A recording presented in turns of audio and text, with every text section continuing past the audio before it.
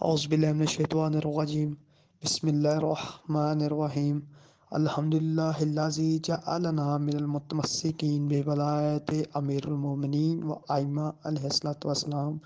اللہم صلی علی محمد و آل محمد و عجل فرجہم۔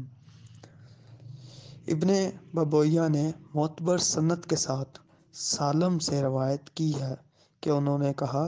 میں رجب المرجب میں امام جعفر صادق علیہ السلام کی خدمت اقدس میں حاضر ہوا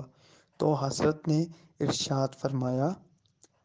کہ اس مہینے میں روزہ رکھا ہے؟ میں نے عرض کیا، اے فرزند رسول اللہ صلی اللہ علیہ وسلم، واللہ نہیں۔ تب آپ علیہ السلام نے ارشاد فرمایا کہ تم اس قدر ثواب سے محروم رہے جس کی مقدار سوائے خدا کے کوئی نہیں جانتا،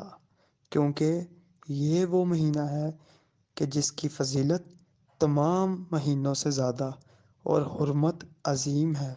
خدا نے اس میں روزہ رکھنے والوں کا احترام اپنے اوپر لازم کر لیا ہے۔ میں نے عرض کیا، اے فرزند رسول اللہ صلی اللہ علیہ وسلم،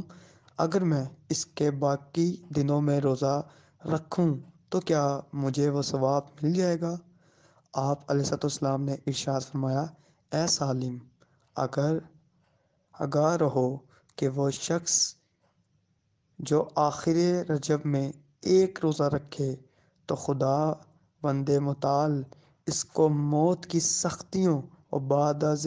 موت کی ہولناکی اور عذاب قبر سے محفوظ رکھے گا۔ اور جو شخص